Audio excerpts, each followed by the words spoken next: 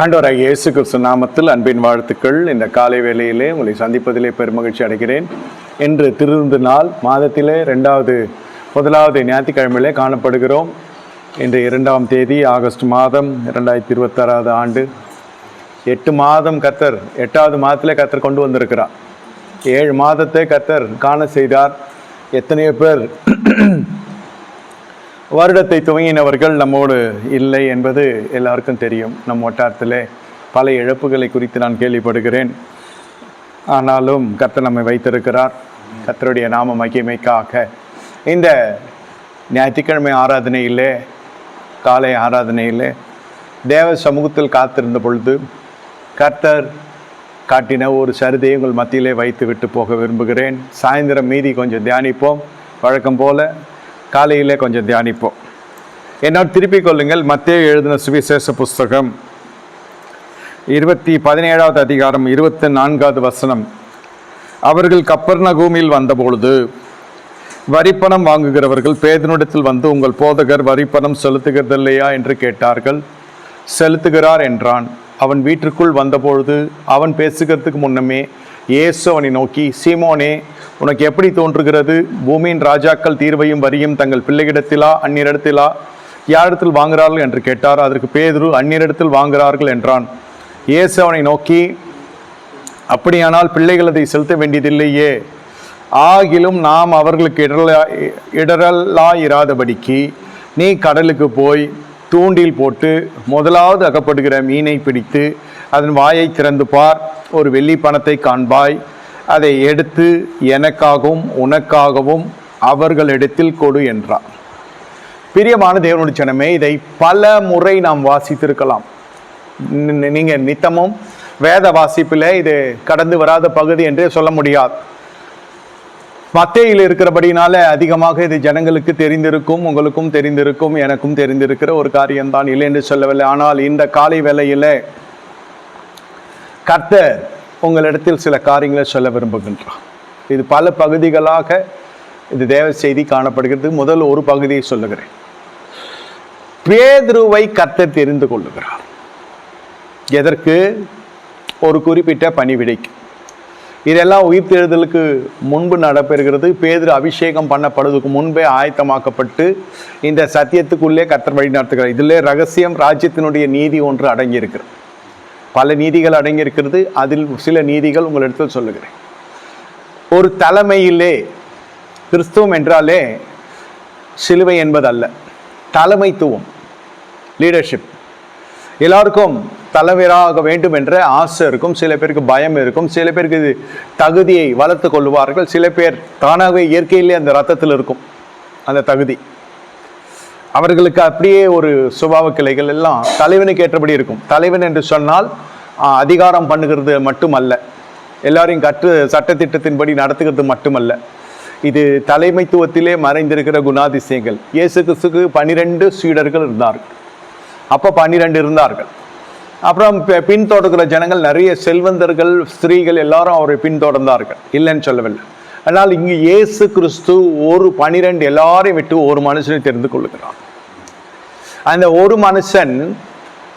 மனுஷனை தெரிந்து கொள்ளுகிறார். இயேசு கிறிஸ்துவை தெரிந்து கொள்ளுதல் ஒரு மனுஷன். இந்த 12 சீடர்கள் மத்தியிலே ஒரு மனுஷன். திரளான ஜனங்கள் மத்தியிலே, அவருடைய வியாதியஸ்தர்கள் எல்லாம் இல்லை, திரளான ஜனங்கள் பட்டியலில் வியாதியஸ்தர்கள் இல்லை. நல்லா புரிந்து கொள்ளணும். வியாதியஸ்தர்களே கிடையாது. அந்த இடத்துல ஒரு நோய் கொண்டவர்களோ, அந்த இடத்துல ஒரு பிரச்சனை கொண்டவர்களோ எல்லாம் இல்லை. எல்லாம் நல்ல ஒரு நிலையில் இருக்கிறவர்கள். இயேசு கிறிஸ்துவை பின்தொடர்ந்து வருகிறவர்கள். இயேசு கிறிஸ்துவை பின்தொடர்ந்து வருகிறவர்கள், நல்ல நிலையில் இருக்கிறவர்கள். அவர்கள் செல்வந்தர்கள். அவர்களிடத்திலெல்லாம் கர்த்தர் போய் தன்னுடைய காரியத்தை சொல்லி பேசவில்லை. இயேசு தெரிந்து கொண்டது யார் என்று கேட்டால் பேதுருவை. நன்றாக புரிந்து கொள்ளுங்கள்.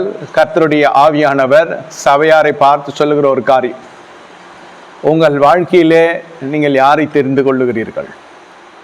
எந்த காரியமானாலும் ஒன்று நல்லா தெரிந்து கொள்ளணும். வேதம் சொல்லுது, பிரசங்கி 9 கடைசி வசனத்திலே 10வது வசனம் 1வது வசனத்திலே பிரசங்கி புஸ்தகத்தில் வாசிக்கிறோம். செத்தை பரிமளக்காரனுடைய தைலத்தை நார பண்ணும். பாவியாகிய ஒரு மனுஷன் பெரிய நன்மைகளை கெடுத்து போடும். நாம் தெரிந்து கொள்ளுதல் பாவியாய் இருக்கிறதா, நீதிமானா இருக்கிறதா? குடும்பமாக எடுத்துக்கொள்ளுங்க. பெண் கொடுக்கிறவர்கள் உண்டு, பிள்ளை எடுக்கிறவர்கள் உண்டு.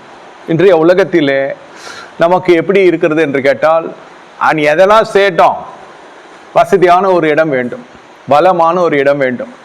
நான் ஏழைகள் என்று அவர்களுக்கு பரிந்து பேசுகிற வர்ற ஒரு சமுதாய சிற்பி அல்ல, ஒரு சமூக வேலை செய்கிறவன் அல்ல, ஆவிக்குரிய மேய்ப்பன்.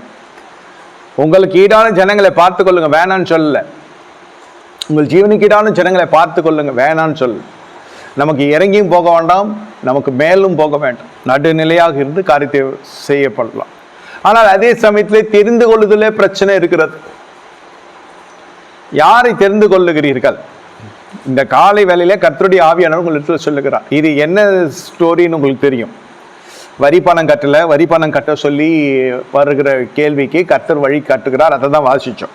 இதில் மறைபொருள் என்னவென்றால், எல்லாரையும் விட்டு இயேசு, மத்தேயு, லூக்கா, இதில் எழுதப்பட்ட எல்லா ஒவ்வொரு ஊழியக்காரர்கள், ஒவ்வொரு சீடர்கள் பற்றி உங்களுக்கு தெரியும். வேதத்தில் எவ்வளோ பேருக்கு அவங்க சொந்த சகோதர சீடர்களாக இருந்தாங்க. யாரிடத்துலையுமே போகவில்லை ஒரு தேவை என்று வருகிற பொழுது. நல்லா புரிந்து கொள்ளுங்கள், இது இயேசு சந்தித்த ஒரு சவால், பொருளாதார சவால். என்ன, உங்க போதகர் வரி கட்டுகிறது இல்லையா என்று கேட்டால் இந்த துணி எப்படி இருக்கிறது? எல்லாம் பேசுறாரு, வாய்க்கிழிய என்னென்னமோ பண்றாரு. ஆனால் அரசாங்கம்னு வரப்போ அங்கே வரி இல்லை, வரி செலுத்துறது இல்லை. ஏதாவது குற்றம் பிடிக்க பார்த்து கொண்டே இருக்கிற ஜனங்களுக்கு உங்களை எப்படி பறைசாற்றுவாங்க? இல்லாத பொழுது என்ன சொல்லுவாங்க? அந்த மனுஷன் பொல்லாத மனுஷன், பொருளாதாரம் ஜாக்கிரதையாக வைத்துக்கொள். அந்த மனுஷன் அப்படியே தலை தடவி உங்கள்கிட்ட இருந்து பிடிக்கிடுவோம். அப்புறம் அந்த ஃபோன் எடுக்க மாட்டான், பேச முடியாது, அது வாங்குறது கஷ்டம், இப்படி சொல்லுவாங்க. அதே நபர் செழித்து வருகிற பொழுது இதெல்லாம் எப்படி இது தெரியுமா ஒரு காலத்தில் ஆரம்பிப்பான். இல்லைன்னா வளர்ச்சி அதிகரிக்க ஒட்டி கொள்ள பார்ப்பார். அடுத்தது ஒட்டி கொள்ள மனம் இல்லாதவர்கள் சொல்லுவாங்க, இவர்கள் எப்படி சம்பாதித்தார்கள் என்று எனக்கு தெரியும். குறுக்கு வழியில் தான் அது சம்பாதிக்க முடியும், நேர்வழியிலெல்லாம் சம்பாதிக்கவே முடியாது என்று சொல்லி பேசுவார்கள். அதாவது வாழ்ந்தாலும் ஏசும், தாழ்ந்தாலும் ஏசும். இப்பொழுது அதெல்லாம் முக்கியம் இல்லை. யார் எதனால் சொல்லி கொண்டு போகட்டும், நம்முடைய காரியம் எப்படி இருக்க வேண்டும் என்றால், யாரை தெரிந்து கொள்ளுகிறீர்கள்? எதற்கான இருக்கட்டும். சின்ன ஒரு கடையில் போய் ஒரு பொருள் வாங்க, எந்த கடையை தெரிந்து கொள்ளுகிறீர்கள்? ஒரு மருத்துவம் பார்க்கிறீர்கள், எந்த மருத்துவமனை தெரிந்து கொள்ளுகிறீர்கள்? எந்த மருத்துவரை தெரிந்து கொள்ளுகிறீர்கள்? துணி எடுக்க போகிறீர்கள், எந்த கடையில போய் எடுக்கிறீர்கள்? தெரிந்து கொள்ளுதல் உங்கள் வாழ்க்கையில, உங்கள் தெரிந்து கொள்ளுதலை உறுதிப்பட்டு நீங்கள் தெரிந்து கொள்ளுகிறவைகளை வைத்துதான் இருக்கிறோம். மறுபடியும் சொல்லுகிறேன், தெரிந்து கொள்ளு உங்கள் காரியத்தை வாய்க்க செய்யும். தெரிந்து கொள்ளுதல் எப்படி உங்க காரியத்தை வாய்க்க செய்யும்? அறியாத காலம் வேற. இயேசு நமக்கு போதித்த ஒரு காரியம். எத்தனையோ பேர் இருக்கிறார்கள், எல்லாரையும் விட்டு பேதுவை தெரிந்து கொள்ளுகிறார். எவ்வளவு பேர் லிக்விட் கேஷ் வச்சிருந்திருப்பான், எவ்வளவு நகை வச்சிருந்திருப்பாங்க, எவ்வளவு பொண்ணு ஆபரணங்கள் வச்சிருக்கிற ஸ்திரீகள் இருந்திருப்பாங்க. இந்த வரி, இயேசு தனி மனிதன் ஒரு வரி கட்டுவதற்கென்று அது ஒரு பெரிய காரியமே இல்லை. 10 லட்சம் பேருக்கு மேலான சபையை கொண்ட இயேசு கிறிஸ்து என்று சொல்ல முடியாது. போகிற இடம்லாம் திரளான ஜனங்க. அவர் போகிற பட்டணங்கள் பிரசித்தி பெற்ற ஒரு தீர்க்கதரிசி, வார்த்தையிலும் செய்கையிலும் வல்லமுள்ளவராய் இருந்த ஒரு தீர்க்கதரிசி. எப்போ பரிசுத்தாவின் கிரியை உங்கள் வாழ்க்கையில தனிப்பட்ட விதத்தில் நடைபெறுகிறதோ, சபைக்குள்ள உங்களுக்கு ஒரு நல்ல வாசனை இருக்கும், தேவனுடைய நற்கந்தம் இருக்கும். என்ன, அந்த மனுஷன் உத்தமன், அந்த மனுஷன் நீதிமான், அந்த மனுஷன்ட்டு கெட்ட பழக்கம் இல்லை. சபைக்குள் வருகிற சாட்சி இது அடிப்படை விசுவாசியினுடைய சாட்சி. அபிஷேகம் உங்கள் வாழ்க்கைக்குள் இருக்கிற பொழுது, இதே அபிஷேகம் பிறருடைய வாழ்க்கையை சுத்திகரிக்கிறதாக, செப்பெழுதாக, சீர்படுத்துகிறதாக, ஸ்திரப்படுத்துகிறதாக, அற்புதங்களை செய்ய இருக்கிற பொழுது உங்களுடைய பிரசித்தம் பெருசா இருக்கும். வதந்திகளுக்கு மேறி உங்களுடைய கிரியைகள் காணப்படும். இப்படி வதந்தி பேசிக்கிட்டு கொண்டிருப்பார்கள். ஒரு புறம் அற்புதம் நடந்து கொண்டிருக்கும், ஒரு புறம் வதந்திகள் எழுப்பும், இன்னொரு புறம் வல்லமை பெருகும். இன்று நடக்கிறது இல்லையா? ஆகையால இந்த வதந்திகள் பெரிதாக வருகிறதா, வல்லமை பெரிதாக வருகிறதா என்று கேட்டால், அது வந்தால் வந்து கொண்டு போகிறது என்பதை போல இருக்கும். ஏன் கர்த்தர் அதை அனுமதிக்கிறார் என்றால், ஊழியக்காரன் பெரிய ஒரு எல்லாருடைய கவர்ச்சிக்குரியவனாய் மாறிவிடக்கூடாது, புகழ்ச்சிக்குரிய மாறிவிட்டு தன்னை இழந்து விடக்கூடாது, அது ஒரு விக்கிரகாரனை மாறிவிடக்கூடாது. அந்த மாம்சம் தான் என்பதை கர்த்தர் உணரும்படியாக சில எதிர்மறையான சூழ்நிலைக்கு அனுமதிக்கிறார். ஒரு ஊழியக்காருக்கு பண கஷ்டம் இருக்கும், இன்னொரு ஊழியக்காரருக்கு மன கஷ்டம் இருக்கும், இன்னொரு ஊழியக்காரருக்கு பொருளாதாரத்தில் ரொம்ப கஷ்டமான ஒரு சூழ்நிலை இருக்கும். கொஞ்ச நாள் அவர் சரியாயிடுவார், எதிர்காலம் நல்லா இருக்கும். ஆனால் இப்போ போகிறது வனாந்திர பாதை. சிலர் வியாதியில் ஊழியம் செய்வாங்க, சிலர் வேதனையில் ஊழியம் செய்வாங்க, சிலர் மலையில், சிலர் பிரபலியம் இல்லாமலே ஊழியம் செய்து ஓட்டத்தை முடிப்பாங்க. உண்மையிலே உத்தம ஊழியக்காரர்களாக இருப்பாங்க. பிரசித்தி பெற்றவர்கள் மட்டும்தான் ஊழியம் செய்கிறார்கள் என்பதல்ல, தொலைக்காட்சியில் வருகிற நம்ம போல ஜனங்க தான் ஊழியம் செய்கிறார்கள் என்பதால் எத்தனையோ பேர் விளம்பரம் இல்லாமல், அடையாளம் இல்லாமல், ஆண்டவருடைய பிள்ளை என்ற ஒரே அடையாளத்தை ஊழியம் செய்து கொண்டிருக்கிறார். என்னை கேட்டுக்கொண்டிருக்க தேவனுடைய ஜனமே, எதற்கு நான் இதை சொல்ல வருகிறேன் என்றால், உங்களிடத்தில் பரிசுத்தாவியானவர் பெருகி வருகிற இந்த ஆகஸ்ட் மாதத்தில் நீங்கள் சந்திக்கிறது சவால், பொருளாதார சவால். ஐஸ்வரத்தை சம்பாதிக்க எத்தனை பேர் நேற்று உபாச கூட்டில் கலந்து கொண்டீர்கள் எனக்கு தெரியாது. ஆனால் ஒரு பலன் கர்த்தர் நேற்று கொடுத்தார். என்ன பலன்? பொருளாதார ஐஸ்வரத்தை சம்பாதிப்பதற்குரிய பலன். உபாகமும் 8:18 சொல்லப்பட்டது, ஐஸ்வரத்தை சம்பாதிப்பதற்கென்று ஒரு பலன். நான் சொல்லுகிறதை நீங்கள் கூர்ந்து கவனிக்கணும், தவறாய் புரிந்து கொண்டால் இது தவறான பிரசங்கமா இருக்கும். அப்போஸ்தலர் நடபடிகளை வாசிக்கிறோம், பரிசுத்த ஆவியானவர் உங்களிடத்தில் வருகிற பொழுது நீங்கள் பலன் அடைவீர்கள். This is spiritual power. Ye shall receive power. அப்போஸ்தலர் 1:8 வாசிக்கிறோம். இது உன்னதத்திலிருந்து வருகிற பலன். என்ன? உன்னதத்திலிருந்து வருகிற பலன் உங்களை ஆவிக்குரிய வாழ்க்கையில நிறுத்தும், நிலை நிறுத்தும். இது பூமிக்குரிய வாழ்க்கை, சரீர பலன் வேண்டும். என்ன? இந்த உன்னதத்திலிருந்து வருகிற பலன் சரீரத்துக்கும் பலத்தை தரும். இந்த உன்னதத்திலிருந்து வருகிற பலன் உங்களுக்கு பொருள் ஈட்டுவதற்கு ஐஸ்வரத்துக்குரிய பலன் எங்கு வரும் என்று கேட்டா, முதலில் உங்க மனதிலே ஒரு பலத்தை கற்றுத் தருவார். ஐஸ்வரத்தை சம்பாதிக்க பலன் மனதிலே உண்டாகும். சரீரத்துக்கு அடுத்தது அது பாய்க்கப்படும். நம்ம செடிக்கு தண்ணி ஊத்துறோம், மரத்துக்கு தண்ணி ஊத்துறோம், வேருக்கா ஊத்துறோம் என்று கேட்க முடியாது. அது போய் சேருக்குது எங்க? வேருக்கு. உங்கள் மனதில் கர்த்தர் கொடுக்கிற மன பலன் சரீரத்தை எழுப்பி நடக்க கிருபை செய்யும். அல்லேலூயா. அந்த வல்லமை கர்த்தருக்கு வருகிற பொழுது வல்லமை, மனுஷன் அதை சந்திக்கிற பொழுது பலன். நல்லா புரிந்து கொள்ளுங்க. That is power from God. This is a strength in the sight of man or a human being. கர்த்தருக்கு வருகிற பொழுது அது வல்லமை, நாம் பெற்றுக்கொள்கிற பொழுது அது பலன். வல்லமை இங்கு பலனா மாறுகிறது. பெருமள்ள ஸ்திரீ வல்லமை புறப்பட்டு போனது தெரியவில்லை, அவளோ பலன் அடைந்தால் சரீரத்தை உருவாக்குகிறது. சாராளை நயக்க செய்கிற கர்த்தருடைய வார்த்தை சரீர அவயங்களை உருவாக்குகிறது. இந்த காலை வேளையில் நான் சொல்ல சொல்ல உருவாக வேண்டிய அனைத்தும் உங்களுக்குள் உருவாக்கும். சூழ்நிலைகள் மாறும், சந்தர்ப்பங்கள் மாறும். உனக்கு தனிப்பட்ட விதத்தில் ஞானத்தை கற்று இந்த காலை வேளையை புகுட்டுகிறான். இயேசுவினுடைய பாணியில் இருந்து, அவருடைய வழியில் இருந்து பார்க்கிற பொழுது நம்ம தெரிந்து கொள்ளுதல் தென்படுகிறது. தெரிந்து கொள்ளுதல். நீங்கள் தகராத மனுஷனை தெரிந்து கொள்வீர்கள் என்றால், போதகனாக இருந்தாலும் அதான் கர்த்தர் சொல்கிறார், அந்த இடத்துல விசுவாசிகள் பாவிகளா இன்று ரட்சிக்கப்படுகிறார். இந்த இடத்துல நாலேஜ் எல்லாம் நம்ம எதிர்பார்க்க முடியாது. எது நல்ல பாஸ்டர் தான் சொல்லவே முடியாது. இதுக்கு ஒண்டி கேரண்டி கொடுக்க முடியாது. யாரா இருந்தாலும் கேரண்டி கொடுக்க முடியாது. ஆதாம் முழுவானா என்னன்னு தெரியாது ஆண்டவருக்கு. லூசிபரை நினைச்சு பார்க்காத விஷயம் கிடையாது. நமக்கு அது திடுக்குன்னு தவிர கர்த்தருக்கு தெரியும். ஆகையால இது எப்போ விழுவாங்க எப்போ நிற்பாங்கன்னு சொல்ல முடியாது. அதனால் தான் எரேமியால வாசிக்கிறோம் 3:15 என் இறுதிக்கு ஏற்ற மெய்ப்பொருளை உனக்கு தருகிறேன். நீங்க அதை தேர்ந்தெடுக்க வேண்டிய அவசியம் இல்லை. ஆனால் சபை என்ன செய்கிறது? கடைசி நாட்களில் தீமோத்தியில நீங்க வாசித்தால், தீமோத்தியில என்ன சொல்லப்பட்டிருக்கிறது?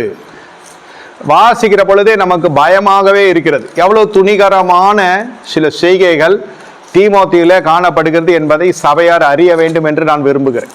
என்ன துணிகரம்? அவர்கள் அப்படி செய்யாதது செய்து விட்டார்கள் ஐயா என்று கேட்பீர்கள் என்றால், 1 தீமோத்தேயு 4வது அதிகாரம் நீங்கள் வாசித்தால், 2 தீமோத்தேயு 4வது அதிகாரத்தை நீங்க வாசித்தால் அந்த இடத்துல அழகாய் சொல்லப்படுகிறது. 3வது வசனம் சொல்லப்படுகிறது. ஏனென்றால் அவர்கள் ஆரோக்கியமான உபதேசத்தை பொறுக்க மனதில்லாமல் செவித்தினர் உள்ளாக்கி தங்கள் சுய இச்சைகளுக்கு ஏற்ற போதங்களை தங்களுக்கு திரளாய் சேர்த்து கொண்டு, என சத்தியத்துக்கு செவியை விலக்கி கட்டுக்கதைகளுக்கு சாய்ந்து போகும் காலம் வரும். என இப்படி எழுதப்பட்டிருக்கு. சத்தியத்துக்கு செவி விலக்கி கட்டுக்கதைகளுக்கு செவிகளை சாய்க்கிற காலங்கள் வருகிறது. இவர்களுக்கு என்று போதகர்கள் இருக்கிறார்கள். அந்த போதகர்கள் எப்படி இருக்கிறார்கள் என்றால், இவர்களுடைய இச்சையை நிறைவேற்றத்தக்கதாக தங்கள் சுயேட்சைகளுக்கேற்ற போதகர்களை தங்களுக்கு திரளாக சேர்த்துக்கும். திரளாக இருக்கும். அதுதான் சொல்றது. ஒரு வீட்டில் போனா கேலண்டர் வச்சு சொல்லிடலாம் எந்தெந்த ஊழியத்தில் இவங்க அட்டாச்சா இருக்காங்க, எந்தெந்த ஊழியம் இவங்களை வரவேற்குது, எந்த ஊழியத்துக்கு என்ன காணிக்க கொடுக்குற வரைக்கும் சொல்ல முடியும். இது தீர்க்க தரிசனம் இல்லை, பார்த்தாலே தெரியும். ஒரு பிளாஸ்டிக் கேலண்டரு நல்ல உறுதியான ஒரு நல்ல லேமினேட்டட் விஷயம் கொடுத்தானா ரொம்ப பெரிய அமௌண்ட்டு ரெகுலராக கொடுத்துன்னு அர்த்தம். ஒரு தாளில் வருது பார்த்தீங்களா, ஆட்டையில் அவன் ஏழை ஊழியக்காரன் இவனை தக்க வைக்கத்தாக கொடுத்துருக்கான், ஞாபகம் வச்சுருக்கோன்னு சொல்லி. இன்னொன்று கேலண்டர் போட்டு கொடுக்குறதுலேயே நிறைய கிளாசி கேலண்டர் இருக்குது, சாதா கேலண்டர் இருக்குது, சிவகாசி கேலண்டர் இருக்கிறது, நம்மளே தனியாக பிரிண்ட் பண்ணுறதும் இருக்குது. இதெல்லாம் எந்தெந்த அமௌண்ட்டு காணிக்க போதோ அந்தந்த அமௌண்ட்டுக்கு ப்ராடக்ட்ஸ் வரும். இது ஒரு மார்க்கெட்டிங் தான், நான் வெளிப்படையாக சொல்கிறேன், இது உண்மை தான். ஸோ இதில் இந்த மனுஷன் இந்த பிளாஸ்டிக் கார்டுக்காரனுக்கு எவ்வளோ கொடுத்துருக்கான், கிளாசி கேலண்டருக்கு எவ்வளோ கொடுத்துருக்கான். என்ன ஒரே கேலண்டரில் இருக்கிற டேட்டா எல்லா கேலண்டர்லையும் வரப்போகுது. இத்தனை வருது காரணம் என்னன்னாக்கா, இந்த ஆத்மாவை அவங்க தக்க வைக்க பார்க்குறாங்க. எதுக்கு? ரட்சிக்கப்பட்டு அபிஷேகம் பட்டு திருவிருந்து எடுத்து சபைக்கு கொண்டிருக்கிற ஆத்மாவை இவன் மறுபடியும் போய் ஆதாயப்படுத்துறான். அது எங்கே ஆதாயப்படுத்தி எங்கே போய் நிற்கும்னு தெரியாது. சத்தியத்தை அறிக மனதில்லை, ஜபத்தில் விசுவாசம் இருக்கும். அவர் ஜெபித்தால் நடக்கும். அவர் அபிஷேகம் அந்த காலம் முடிந்து விட்டது, அவருக்கு இல்லை. நீ விசுவாசியாகுவதற்கு முன்பு இருந்தது பார்த்தீங்களா, அப்போ இந்த சுவிசேஷ சந்தை வழியே வருவாங்க ஜனங்களை. அப்படிதான் நம்ம எல்லாம் அப்படிதான் ரட்சிக்கப்பட்டோம். ஒருத்தன் கேட்டால் பேரின்ப பிழாவில் ரட்சிக்கப்பட்டோம். அப்போ பேரின்ப பிழா நடந்தது, நான் சொல்ல 30 வருஷத்துக்கு முன்ன பீச் மீட்டிங்கில் நடந்தது. அங்கே நான் பார்த்தேன், அங்கே இதுவாச்சு, அது எல்லாம் உண்மையாக இருக்கலாம். அதோடு முடிந்தது.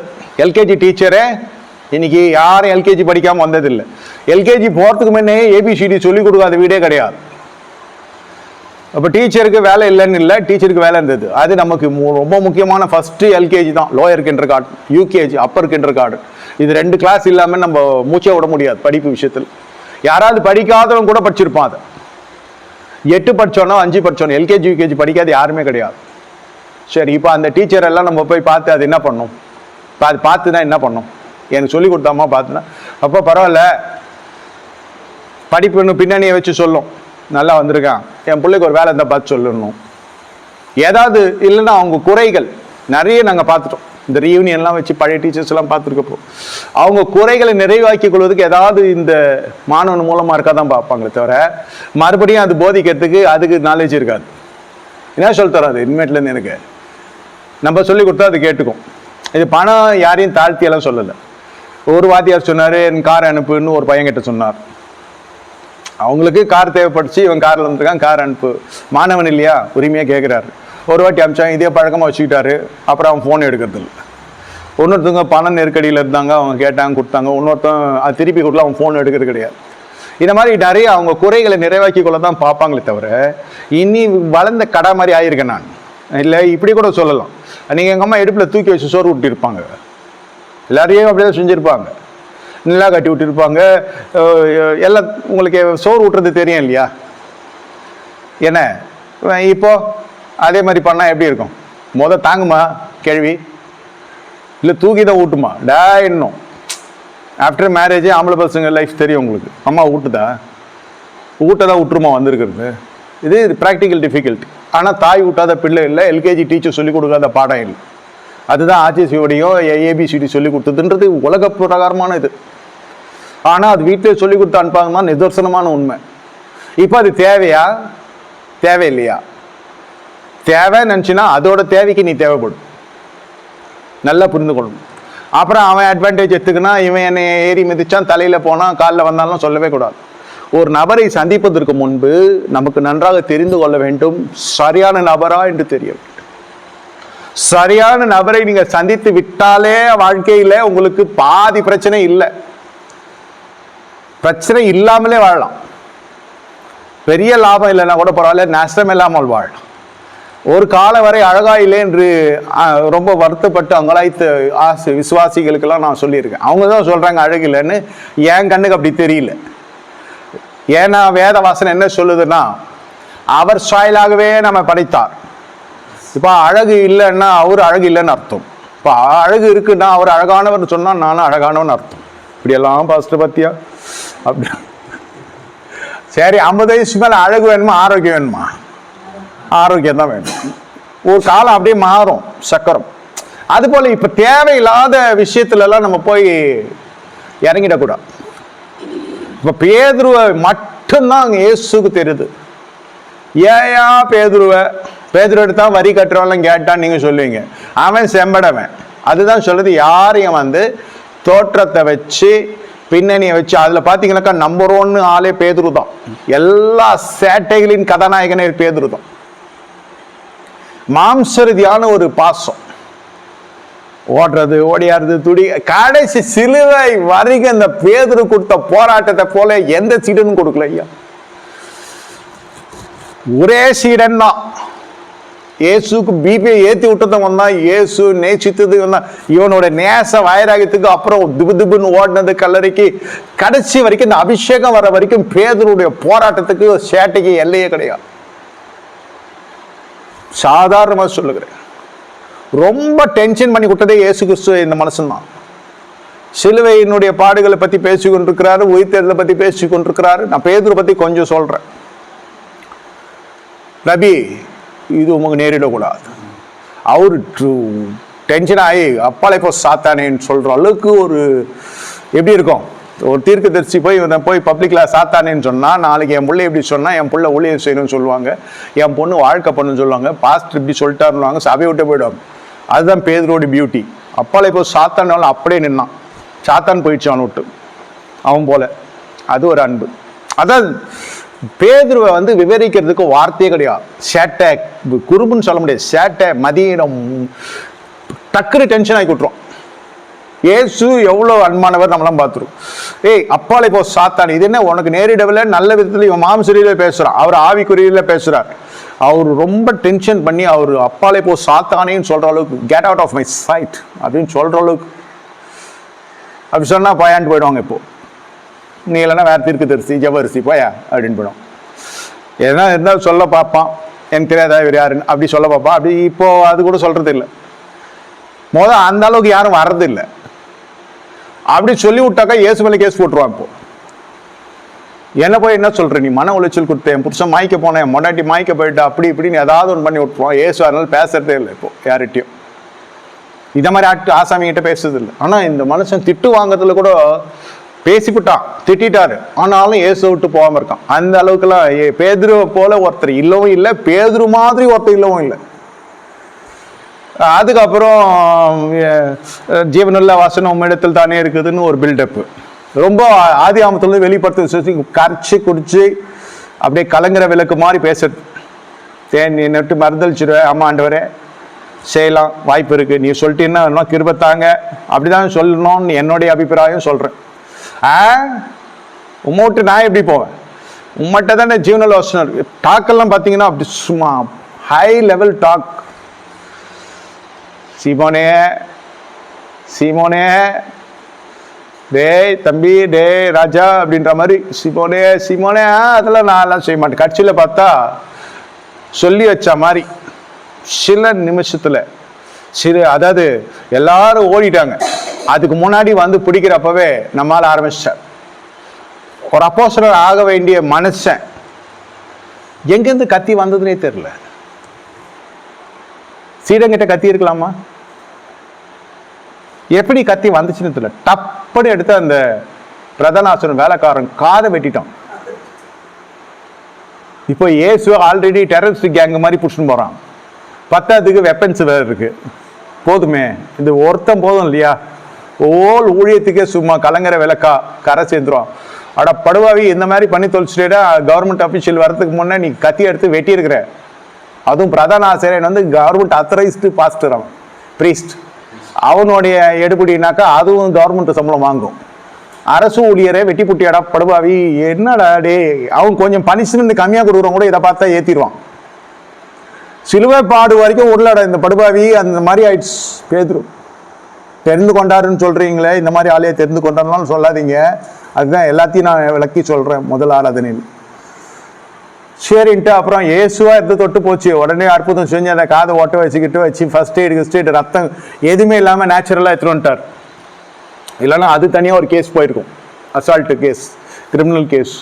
இது ஆல்ரெடி வேற கேஸ், இல்லாத பொய் வழக்கு. இது கையுமே மாட்டிச்சு. அதுக்கப்புறமா அந்த மாதிரி வெட்டி போட்டானேன்னு சொல்லிட்டு பேதுனோட தைரியம் சொல்கிறேன், மாம்ச தைரியம். சரி நம்மால் சரி பண்ணிட்டாரு. பேதுரு என்ன பண்ணுற கடைசி வரைக்கும் சொல்கிறேன் நான். சரின்ட்டு எல்லாரும் ஓடிட்டாங்க, நம்மால் ஓடலை. அதெல்லாம் பேதுரு நினச்சி கூட பார்க்கணும். போலீஸ் தான் எல்லாம் ஓடுருவாங்க, கோர்ட்டு கேஸ்ன்னு எல்லாம் பயப்படுவாங்க. பேதுரு கூடவே வராரு. அவர் அரண்மனையில் உட்கார வச்சிருக்காங்க, கூடவே வராரு. இயேசுன்னு பார்வை பார்க்குற அளவுக்கு இருக்கிறாங்க, அவ்வளோ க்ளோஸாக இருக்கிற, கடைசி வரைக்கும் இருக்கிறாரு கூட பேதுரு. மற்றதெல்லாம் எஜுகேட்டட்லாம் எஸ்கேப். இந்த டாக்டர் கேட்குற எல்லாம் இருந்தானுங்களே, கணக்கு எழுதுறவன் அது இது படித்தவன் எல்லாம், செம்படவன் மட்டும்தான் கூட நிற்கிறான். வசனம் நிறைவேறும்படி நிற்கிறான். ஒருத்தன் போய் மாட்டின்னு செத்துட்டான். 11 பேரில் மற்றெல்லாம் ஓடிய போச்சு, எஸ்கேப். இவர் மட்டும் நிற்கிறார் பேதுரு. ஐயா கலிலேய ஞாயிற்றேன்னு ஒரு சின்ன பொண்ணு வந்து கேட்குது, நீர் கலிலேய ஞாயிற்றே, நீர் அவரோடு இருந்தவர் தானே? என்ன எனக்கு யாருனே தெரியாது, அவன் யாருனே தெரியாது, சபிக்க சத்தியமான மறுதளிக்க துவங்கிட்டான், 3 விஷயம் மறுதளிப்பான்னு சொன்ன இயேசுன்னு வார்த்தை நிறைவேறிச்சு. இயேசு திரும்பி இப்படி பார்க்கிறார். அந்த ஒரு பார்வை என்னை எத்தனையோ பேர் பார்த்தவரை எனக்கு தெரியாது, ஏன்னா இடைவெளி பெருசாக இருந்தது தான் தெரியாது. பார்த்துட்டு பார்க்காம போகிறேன்னு சொல்கிறேன் இல்லையா, என்ன இல்லை, பொதுவாக உங்களை சொல்லலாம், என்ன சொல்லலாம், யாரெல்லாம் சொல்லலாம். பார்வை இடைவெளி அதிகமாக இருந்தால் அது தெரியாது. சபைக்கு இடைவெளி அதிகமாக இருந்துச்சுன்னா போதகனை தெரியாது. போதகனுக்கும் மெய்ப்பனுக்கும் ஆடுகளுக்கும் இடைவெளி அதிகமாக இருந்துச்சுன்னா 2 பேரும் பார்த்துக்க முடியாது. சண்டே பார்த்துக்கலாம், அப்புறம் மண்டை ஒன்றப்போ யார் பார்க்கறதுனாக்கா அது சுவிசேஷ ஊழியத்துக்கு போயிடும். அது அந்த பாஸ்டர் பிஸியாக இருக்கார், பார்க்க முடியும். அப்போ என்னதான் பண்ணுறாரு, சண்டே 1 டே, மீதி டே பில்டிங்கு அது இது கன்ஸ்ட்ரக்ஷனு அந்த ஃபண்டு கொடுக்குறது நம்மால் தான் பிஸியாக இருக்கிறாரு. மெய்ப்பன் பிஸியாக இருக்கார், பார்க்க முடியாது. சரி அவன் எங்கே அவனுக்கு தெரிஞ்ச அந்த கேலண்டர் ஊழியக்காரங்கிட்டலாம் போயிட்டான். லெட்டர் பேட் கட்சின்றாங்க இல்லையா, அந்த மாதிரி இந்த மாதிரி கேலண்டர் புக்கு போடுறோம், பத்திரிக்கை போடுறோம், எல்லாம் போயிட்டான். எந்த ஊழியத்தையும் நம்ம தப்பாக சொல்ல, இது அத்தனையும் நம்மளும் செய்கிறோம். கேலண்டர் போடுறது தவிர புஸ்தகம் இதெல்லாம் நம்மளுக்கு தெரியாது இல்லை இல்லையா. சரி பாஸ்டர் மிஸ்ஸிங், வேறு என்ன பண்ணுறது, ஆல்டர்னேட் வேறு ஏதாவது ஒருத்தனை கூப்பிட்டு ரெடி பண்ணிக்கணும். நம்ம இங்கே பார்த்தா 3 முறை மறுதளிச்சோன்னே அவர் திரும்பி அப்படி ஒரு பார்வை பார்க்கிறார். அந்த பார்வைக்குள்ளே இருக்கிறான். ஆதாம் காணாம போயிட்டான். ஆதாமுக்கும் பேதுருக்கும் நீங்க இணைத்து பார்க்கிற பொழுது பேதுரு எத்தனையோ சதவீதம் பரவாயில்லன்னு சொல்லலாம். ஆதாமே எங்கே இருக்கிறாய் நீ கேட்கிற தேவனை தேட வச்சுட்டான், தெரியாது இல்லை, மறைந்து வளர அளவுக்கு. அந்த மற்ற 11 சூசைடு கேஸ், அதை விட்டுருங்க. மற்ற 10 ஆதாம். இது ஒன்று தான் முத்தாய் இருக்கிறது. யாரு? பேதுரு. கண் பார்வையில் இருக்கிறான். அந்த பார்த்த பார்வை அவனை மனங்கசந்து அழ வைத்தது. இயேசுவின் பார்வை கண்களுக்கு முன்பே நம்முடைய வாழ்க்கை இருந்தால், நாம் இருந்தால், எவ்வளவு குறைகள் கரைகள் நம் வாழ்க்கையில் இருந்தாலும் அது கடந்த காலமாய் மாறிவிடும். அன்னைக்கு தான் உண்மையிலே மனம் திரும்பிச்சு இந்த மனுஷன். எப்போ? அந்த பார்வையில தான் மனம் திரும்பிச்சு. சிலுவையிலே தானே அந்த ரட்சிக்கப்பட்ட அந்த கல்வன் இல்லை, சிலுவையின் பாடுகளை ரட்சிக்கப்பட்டதான் நம்ம பேதுரு ஐயா. அபிஷேகம் பண்ணப்பட்டது பெந்தேகோஸ்தே நாளில். அப்போ இவ்வளோ நாள் தெரியல. அதுதான் கிறிஸ்துவம். உண்மையிலே இதான் மேட்டர். ஃபர்ஸ்ட் டைமே நீ என்னை பின்பற்றி வேணா ஃபாலோ மீனோன்னு உடனே ஒரு ஃபாலோ பண்ணதெல்லாம் அதெல்லாம் ஒன்றும் இல்லை. அது ஃபாலோ எல்லாம் பண்ணோம். அவர் அப்படி மீனவ மாதிரியே ஃபாலோ பண்ணான். மீனவ மாதிரியே ஃபாலோ பண்ணால் ஏசு எந்த விகல்பமும் காட்டல. எப்படி டாக்டரை ட்ரீட் பண்ணாரோ, எப்படி மத்தேயை ட்ரீட் பண்ணாரோ, எப்படி லூக்காவை பார்த்தாரோ, எப்படி யோவானை பார்த்தாரோ, அதே போல தான் அந்திரேயை எப்படி பார்த்தாரோ அப்படி தான் இவரை பார்த்தாரே தவிர இவரை எந்த விதமான பாகுபாடு இல்லை. ஆனால் இவனாகவே இருந்திருக்கான், ஜென்ம சுபாவத்தோடு இருந்திருக்கான். ஓடுறது, ஓடியாடுறது, அவர்கிட்ட கூட பேசுறது, அப்புறம் இது செய்யக்கூடாதுன்றது, திடீர்னு அவரையே பார்த்து பேயின்றது. ஆமாம், ஒரு காலகட்டத்தில் இயேசு கிறிஸ்துவே இவங்களுக்கும் வந்து பிசாசா தெரிஞ்சோம். ஐயோ பிசாசு பேய் வருது அப்படின்ட்டானுங்க. அதாவது எக்ஸ்ட்ராடினரி அற்புதத்தை தாங்கிக்க முடியல. கடல் மேலே நடக்கிறப்ப பேயா தெரிகிறார், நிலத்து மேலே நடக்கிறப்ப ஒரு தெய்வமாக தெரிகிறார், அதாவது தலைவராக தெரிகிறார். இவர் பேரை சொன்னால் எல்லாம் பை நிரம்புது. மார்க்கெட்டில் போனால் எல்லாம் வாரி வாரி கொடுக்குறோம். ஏசு தானே வாங்க வாங்க. அதில் தான் ரோமபுரி அரசாங்கம்லாம் அதிர்ச்சி அடைஞ்சிச்சு. இவ்வளோ பிரபலியம் கூடாத ஐயா தனி மனுஷனுக்கு, அவன் அப்படியே சிங்காசத்துக்கு ஏறினாக்கா பிரச்சனை ஆகிடும் தான் இது ஒரு கான்ஸ்பிரன்சி போக ஆரம்பிச்சிது. இது அத்தனைக்கும் வந்து வாண்டட் லிஸ்ட்டில் இருக்குது. பேதுரு ரைட் ஹேண்டு மாதிரி ஏசு கிறிஸ்துக்குன்னு சொல்கிற அளவுக்கு ஆயிடுச்சு. அதே மாதிரி இருந்தான் அந்த மனுஷன். ஆதாம் இல்லை, பேதுரு இருந்தான், ரட்சிக்கப்பட்டான். கர்த்தருடைய பார்வைக்குள் இருக்கிற சபையா இருக்கட்டும், தனி குடும்பம் தனி மனுஷனா இருக்கட்டும், அவருடைய வாழ்க்கை வித்தியாசமா இருக்கும். எல்லா கரைகளும் மறையும், எல்லா குறைகளும் மறையும். இப்படிப்பட்ட பேதுரு, இப்படிப்பட்ட ஒரு பேதுருவை கர்த்தர் பார்க்கிறார். இது மனம் திரும்பி இதெல்லாம் ரொம்ப ஸ்டேஜஸ்ல தாண்டி வந்தது. நான் சொல்றது சிலுவையின் பாடு. இது 17 அதிகாரத்துல இவனை கூப்பிடுகிறார், பேதுருவே வா. வருகிறான். பாருங்க எத்தனை பேர் இருக்கிறாங்க. ஏன் பேதுருவை கூப்பிடுகிறார்? யோசித்து பாருங்க. ஆபிரகாம் வீட்டில் எத்தனை வேலைக்காரங்க இருக்கிறாங்க. அதாவது wealthy mind, rich mind setup R successful personality mind set எப்படி வேணா எடுத்துக்கலாம். வளமான குடும்பத்தினுடைய மனநிலையாகவும் எடுத்துக்கலாம். வெற்றி பெற்ற ராஜ்யத்திலே செழிக்கிற பிரகாசிக்கிற நட்சத்திரத்தினுடைய மனநிலையாகவும் எடுத்துக்கலாம். இயேசு கிறிஸ்துடைய மனநிலையாகவும் எடுத்துக்கலாம். ஆபிரகாம் பார்த்தீங்கன்னா இதுதான். எத்தனையோ வேலைக்காரர்கள் இருக்காங்க. Eliezer come here. ஏன் எத்தனையோ பேர் இருக்கிறாங்க. உண்மை இல்லாமல் ஆபிரகாம் மட்டும் குப்பை கொட்ட முடியாது. அது தெரியும் இல்லையா? ஆண்டவர் நெருங்கி இருக்கிற ஒரு குடும்பம் எதனா ஒன்றா சீட்டை கிழிச்சுடுவாங்க. அப்படிதான் ஆகார் ரொம்ப ஆட்டம் போட்டோன்னு டர்ன்னு ஒரு நாள் கிழிஞ்சிடுச்சு சீட்டு. நம்ம படிக்கிறப்ப பயங்கர அதிர்ச்சியாக இருக்கும். ஒன் ஃபைன் டே கூப்பிட்டு கம்பெனியில் கூட 3 மாதம் டைம் கொடுக்குறோம். நீங்கள் ரெசிக்னேஷன் கொடுக்கணும்னாலும் இல்லை, அவனுக்காவது சொல்லணும், ஒன்று டெர்மினேட் பண்ண போகிறேன், இது பண்ண போகிறேன். அதுதான் ராஜ்யன்றது. ஆல் ஆஃப் சடன் சீட்டை கிழிச்சது ராஜ்யம். சும்மா விளையாட்டு எடுத்துக்காதீங்க. கிருபை கர்த்தர் மன்னிப்பார்லாம் எடுத்துக்காதீங்க. One fine day wash out அமுச்சு விட்டாரு.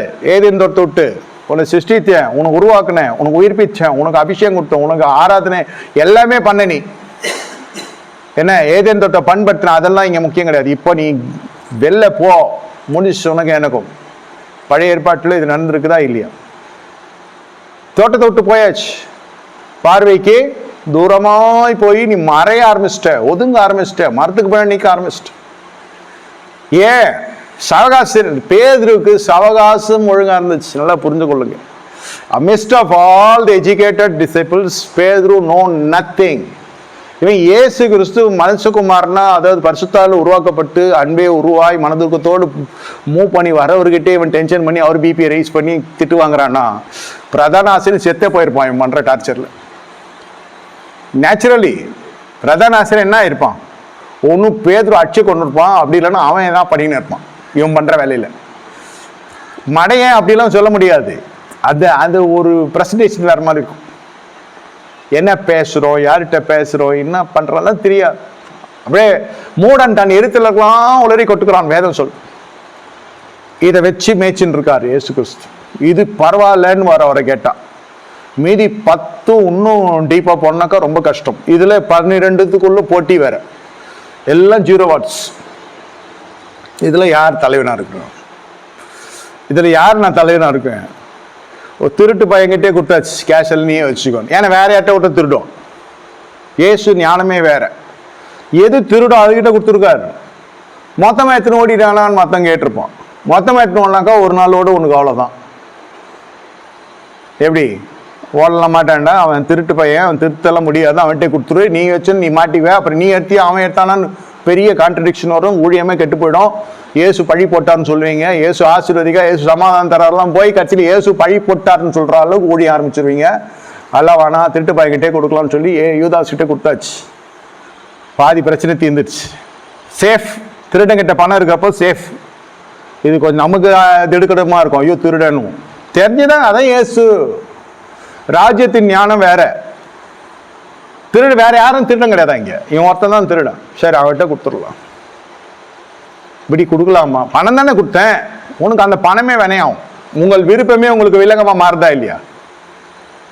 அன்னைக்கு லவ் பண்றோம், இன்னைக்கு ஏன்டா பண்ணோன்னு இருக்கு. அன்னைக்கு ஆசை ஜபம் பண்ணும் வயிற்று மேல கை வச்சு, இப்போ வயிற்றுல ஓங்கி குத்தலாமான்னு இருக்கு. புள்ளைய பெற்று கொடுக்க சொன்னா பேய பெற்று கொடுத்துருக்கா பொண்டாட்டின்றான் புருஷன். அவையில சொல்ற பதிலுக்கு இது அப்ப நாட்டுமே இருக்குது பாரு அப்படின்றா. 20 வருஷத்துக்கு முன்ன பெத்த பிள்ளைங்களாம் ஆண்டவர் எங்களுக்கு ஒரு வாரிசை தருவார் என்றால் அப்படின்னு சொல்லி ஆரம்பிச்சது. அப்புறம் குழந்தை அழகா இருக்குது, நல்லா படிக்குது, மார்க் எடுக்கணும்னு ஆலயத்தை பக்கமே வரதுல புடிச்சு போறான் பாஸ்டர்ன்னு சொல்லிட்டு. சொல்றேன் இல்லையா, முதல் கனி கர்ப்பத்துக்குரியது, கர்த்தருக்குரியதுன்னு. லேட்டா தள்ளி போக போக சொல்றேன், கருத்தரிக்கிறது தள்ளி போக போக பொறுத்துனீங்களாம் பலமா இருக்கும், பிரதிஷ்டெல்லாம் இஷ்டத்துக்கு இருக்கும்.